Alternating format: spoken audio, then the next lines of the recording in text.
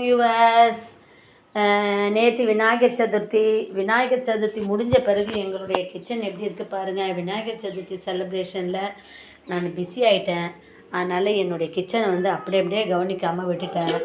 After Vinayagar Chaturthi நான் எப்படி clean பண்ண போகிறேன், எப்படி இருந்தால் கிச்சன் எப்படி க்ளீன் பண்ணலாம் அப்படின்றத நான் வீடியோவை போடுறேன். இப்போ முதல்ல நான் வந்து இந்த மேட் எடுத்துக்கிறேன். நம்ம வந்து மேட்டெல்லாம் எடுத்துகிட்டு இப்போ நான் இதெல்லாம் மீந்துருச்சு, இந்த கேசரி இதெல்லாம் மீந்துருச்சு. அதனால் நான் இதை வந்து மாடு இதுக்கெல்லாம் போட்டுடலான்னு பார்க்குறேன். ஏன்னா நம்ம வீட்டில் சாப்பாடு சாமிக்கு செய்தது வந்து வெளியில் எங்கேயும் போடக்கூடாது. அதனால் மாடுக்கோ இல்லை தண்ணியிலே அதில் மாதிரி போட்டுடலாம். அதனால் முதல்ல நான் மீந்த ஐட்டம்ஸ்லாம்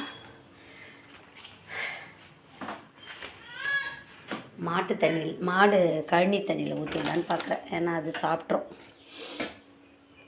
முதல்ல கழுவ வேண்டிய பாத்திரத்தில் எடுத்துப்பேன். ஆனால் கிச்சன் ரொம்ப மோசமாக இருக்குப்பா. ஸ்டவ் எல்லாமே கழுவணும். முதல்ல இதெல்லாம் க்ளீன் பண்ணிவிட்டு அப்புறம் எப்படி இருக்குது பார்ப்போம். இப்போ கழுவ வேண்டிய பாத்திரத்துலலாம் ஜிங்கில் போட்டேன்ப்பா. ஸ்டவ் இவ்வளோ குட்டியாக கிடக்கு. நேற்று நிறையா பலகாரம் செய்தேன். பூரண கொழுக்கட்டை, கேசரி, நிறைய மீந்துருச்சு வேறு. பாயாசம், வடை, சுண்டல், அது மாதிரி நிறைய ஐட்டம்ஸ் பண்ணேன். இப்போல்லாம் கழுவ வேண்டிய பாத்திரம் ஜிங்கில் போட்டேன். இனிமேல் கிச்சன் பெருக்கிற வேலை தான். பெருக்கிட்டு ஸ்டவ்வை தொடச்சிட்டேன்னா இன்றைக்கி ஹவுஸ் கிளீனிங் ஓவர். இந்த பாத்திரத்தையே கொஞ்சமாக தான் கழுவ முடியும். ஏன்னா ஜிங்க் வந்து சின்னது, இது வந்து பெருசாக இருக்குல்ல. ஜிங்க்கு சின்னது, பாத்திரம் நிறையா இருக்குது. அதனால் கொஞ்சமாக தான் நான் வாஷ் பண்ணுவேன். நம்ம ஸ்டவ்வை வாஷ் பண்ணணும், மாவு போடணும், பெருக்கணும். எவ்வளோ குப்பை பாருங்கள்.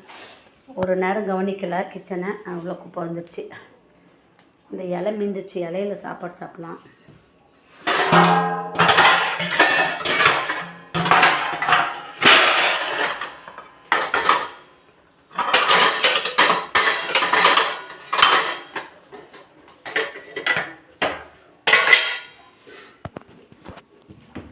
ஷட்டவுன் வேறு இருந்தாலும் நான் வந்து பாத்திரத்தெல்லாம் கழுவிட்டு கிச்சன் க்ளீன் பண்ணிட்டேன். ஒயிட் ரைஸ் மட்டும் தான் வைக்கிறேன். க்ளீன் பண்ண பிறகு என்னுடைய கிச்சன் எப்படி இருக்குன்றது நீங்கள் கமெண்ட் பண்ணுங்கள். உங்களுக்கு இந்த சேனல் பிடிச்சா லைக் பண்ணுங்கள், ஷேர் பண்ணுங்கள், சப்ஸ்கிரைப் பண்ணுங்கள். தேங்க்யூ. ஹலோ வியூவர்ஸ், விநாயகர் சதுர்த்திக்கு வாங்கினேன் வெள்ளாங்காய். இதை நாங்கள் சுட்டு சாப்பிட போகிறோம். எப்படி சுட்டு சாப்பிட்லான்றதை பார்ப்போம். இது அப்படியே பச்சையாக சாப்பிட்டா தொண்டெல்லாம் அடைக்கும். அதனால் நாங்கள் சுட்டு சாப்பிட போகிறோம். அப்படியா? பேப்பர் ஒட்டிக்குமா? அந்த பேப்பர் தண்ணி எடுத்துரு, வேண்டாம். பசங்க மேலே பட்டுற போகுது. பசங்க அந்த நெருப்பு எறும்பில் போடு. ஓகே. அதெல்லாம் ஒட்டிக்க போகுது. நல்லா சுடு. ஆனால் இப்போ பட்டுன்னு வெடிக்கும் இந்த வெள்ளங்காய். இல்லை உப்பு,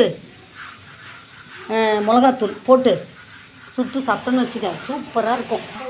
இது நல்லா சுடணுண்டா. இப்போ பட்டுன்னு வெடிக்கணுண்டா. இப்போ அது தீஞ்சிட போகுது. வேலையா? சுற்றி விடணும். அப்படியே சுற்றி விட்டாதான். ஆமாம், வேகலை. இப்போ வெடிக்குமே. வெடிக்கும் பட்டுன்னு. ஆமாம், இப்போ அது வெடிக்கும். இப்போ வெள்ளாங்காய். ஆனால் இந்த சாப்பிட்ட உடம்புக்கு நல்லது சொல்லுவாங்க. நீங்களும் அப்படியே சாப்பிட்றீங்களா? நிறைய இருக்குமா மரத்தில் நிறையா? இது இப்போ டமான்னு சத்தம் கேட்கும் பார். கரெக்டாக சுடுது பாருக்கா. கொடு, எடு தோற ஓப்பன் பண்ணியா? இப்போ நம்ம சுட்டதை ஓப்பன் பண்ணியாச்சா?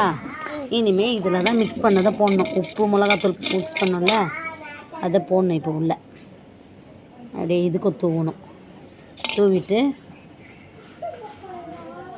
இப்போ இந்த ஸ்பூன் இருக்குது பார்த்தியா, இந்த ஃபோர்க் இந்த ஃபோர்க் வச்சு குத்தி குத்தி எடுத்துடணும் ஃபுல்லாக.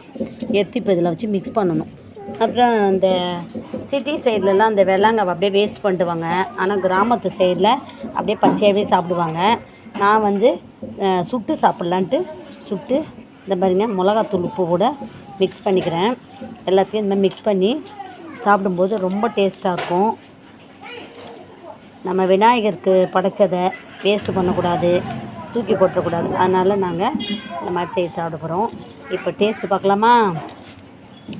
அப்படியே சூப்பராக இருக்குது பார்க்கே. இது பேர் வெள்ளாங்காய் சொல்லுவாங்க. வெள்ளாங்காய் செம்ம டேஸ்ட்டு.